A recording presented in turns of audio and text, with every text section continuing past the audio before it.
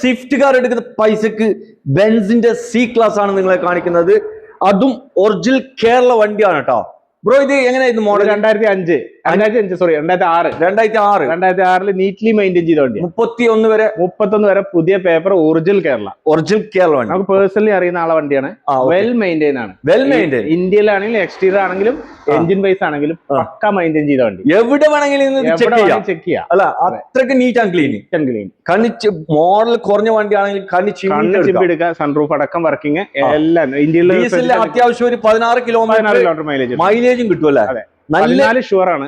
14 എന്തായാലും കിട്ടും. അല്ല, ലോങ് ഡ്രൈവ് ആണെങ്കിൽ ഒരു 16 കിട്ടും. അതെ. നല്ല രീതിയിൽ കൊണ്ടു നടന്ന ഒരു വാഹനം.